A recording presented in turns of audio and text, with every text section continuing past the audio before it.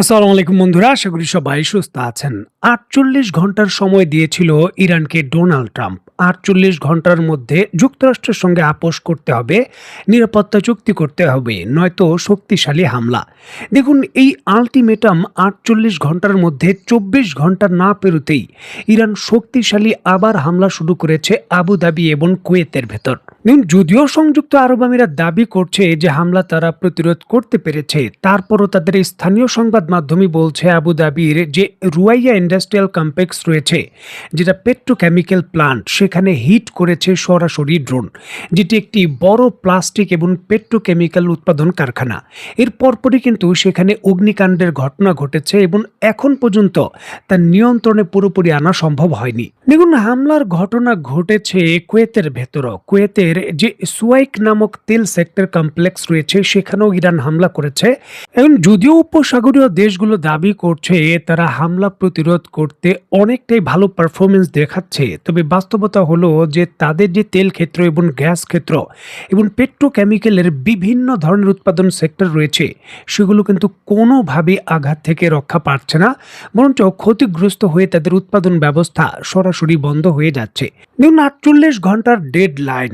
৪৮ ঘন্টা পর ইরানের অভ্যন্তরে ব্যাপক বোমা বর্ষণের হুমকি দিয়েছে যুক্তরাষ্ট্র।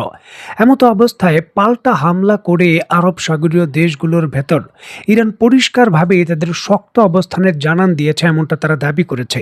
এজন্য তারা পরিষ্কার করেছে যে হুমকিতে নয়, যদি যুদ্ধের ক্ষতিপূরণ মিলে তাহলেই কিন্তু হরমুজ প্রণালীকে উন্মুক্ত করে দেওয়া হবে। যুক্তরাষ্ট্র অতর্কিতভাবে ইরানের অভ্যন্তরে হামলা করে আন্তর্জাতিক আইন লঙ্ঘন করেছে। সুতরাং ইরানের যত ক্ষয়ক্ষতি হয়েছে তার একটি ক্ষতিপূরণ নির্ধারণ করে সেই অর্থ যদি যুক্তরাষ্ট্র ইরানকে দেয়, তাহলেই ইরান হরমুজ প্রণালী উন্মুক্ত করে দেবে, এমনটা ইরানের প্রেসিডেন্ট নিজে তার বক্তব্যে পরিষ্কার করেছেন।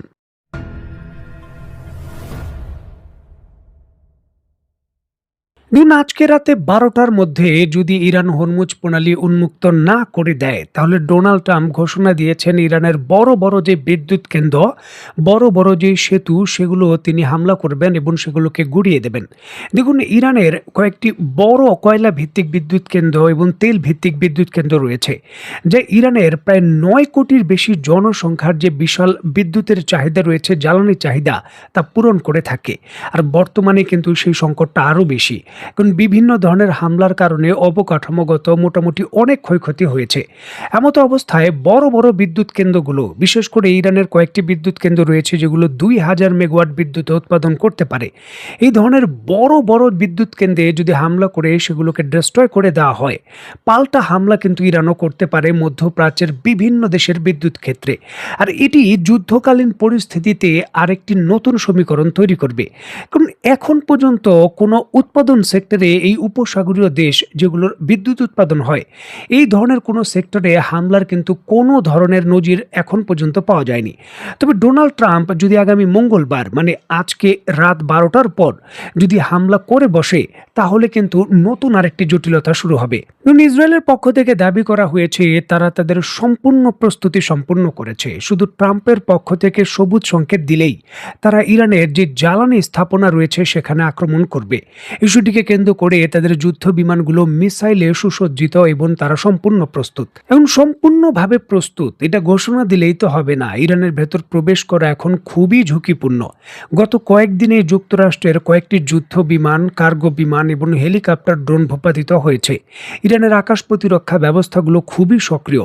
এমত অবস্থায় ইরানের যে কোনো ধরনের বড় হামলা করতে যুক্তরাষ্ট্রের একমাত্র ভরসা হলো স্টেলথি মিসাইল। স্ক্রিনে নিশ্চয়ই আপনারা দেখতে পাচ্ছেন জাসেম ER ৮০০ থেকে প্রায় ১,০০০ কিলোমিটার দূরে আঘাত আনতে সক্ষম যুক্তরাষ্ট্রের পঞ্চম প্রজন্মের স্টেলথি ক্রুজ মিসাইল হলো এটি। পুরো পৃথিবীতে যুক্তরাষ্ট্রের প্রায় ২,৩০০-র মতো এই ধরনের মিসাইলের মজুদ ছিল, তবে ইরানের বিরুদ্ধে অলরেডি তারা ১,০০০ ব্যবহার করে ফেলেছে।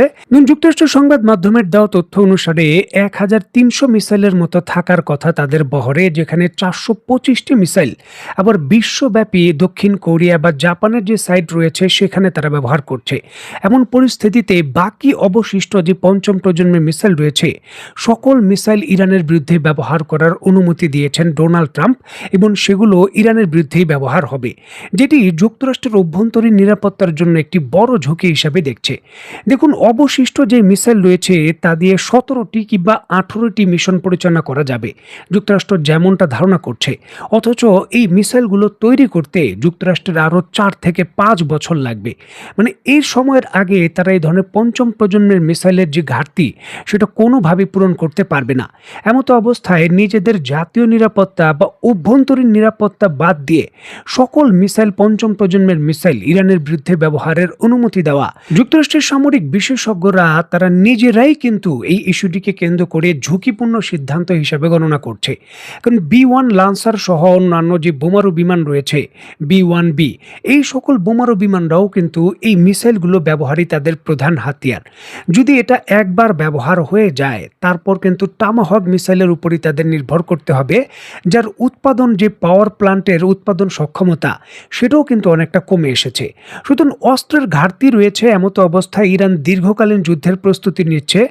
দেখার বিষয়ে 48 ঘন্টা আলটিমেটাম শেষে ডোনাল্ড ট্রাম্প ইরানের বিরুদ্ধে এই মিসাইল ব্যবহার করে কী ধরনের শক্তিশালী পদক্ষেপ নেন।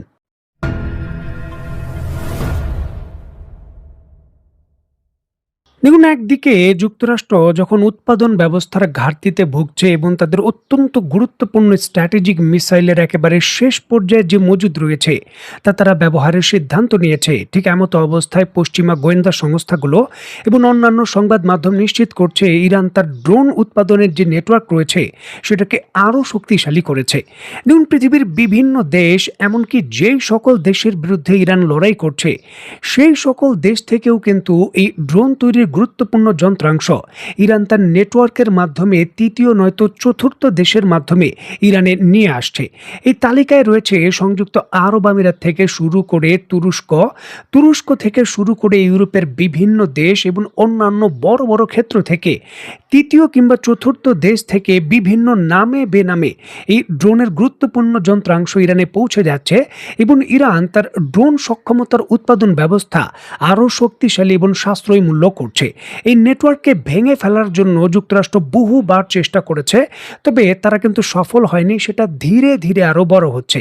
দেখুন, এর পূর্বেই এই বিষয়ে খবর পাওয়া গিয়েছিল যে যুদ্ধকালীন পরিস্থিতিতে উৎপাদন ব্যবস্থায় আঘাত হতে পারে। তখন কিন্তু ড্রোন উৎপাদন ততটা শক্তিশালীভাবে প্রকাশ্যে হয়তো তৈরি করা যাবে না, মাটির উপরের দিকে। এই চিন্তা করেই কিন্তু ইরান এর পূর্বেই নিশ্চিত করেছিল তারা পৃথিবীর অন্তত 5টি দেশে তাদের ড্রোন উৎপাদনের যে কারখানা সেটা সম্প্রসারিত করেছিল, যদিও এই ক্ষেত্রে তারা নাম প্রকাশ করেনি। তবে প্রথম থেকে সন্দেহ করা হচ্ছিল রাশিয়া, চীন বা আফ্রিকার কয়েকটি দেশ হয়তো এই তালিকায় যুক্ত রয়েছে। সেই যে সন্দেহ বা সেই যে ঘোষণা, নতুন করে যুক্তরাষ্ট্র এবং পশ্চিমা বিশ্বের থিঙ্ক ট্যাঙ্কের রিপোর্ট সেটাকে আরও শক্তিশালী এবং সত্য প্রমাণ করছে। দেখুন, যুক্তরাষ্ট্রের অস্ত্রগুলো বা মিসাইলগুলো খুবই ক্রিটিক্যাল প্রযুক্তির এবং খুবই ব্যয়বহুল হয় এবং তারা প্রচণ্ডভাবে গোপনীয়তা অবলম্বন করে, যার জন্য ইসরায়েল ব্যতীত আর কোনো দেশে এই ধরনের অস্ত্রের যন্ত্রাংশ তৈরির কারখানা যুক্তরাষ্ট্র রেখেছে কিনা তার কোনো ধরনের প্রমাণ নেই। দেখার বিষয়ে উৎপাদন ব্যবস্থার যে চ্যালেঞ্জ এবং নতুন করে দীর্ঘমেয়াদী যুদ্ধের যে ঝুঁকি তৈরি হয়েছে তা মোকাবেলা করার জন্য যুক্তরাষ্ট্র এখন কী কৌশল ব্যবহার করে। তো বন্ধুরা, আজকের মতো বিদায়। নতুন কোনো ভিডিও নিয়ে আবার দেখা হবে। সে পর্যন্ত সবাই ভালো থাকবেন, সুস্থ থাকবেন এবং বাংলাদেশকে ভালোবাসবেন। আল্লাহ হাফেজ।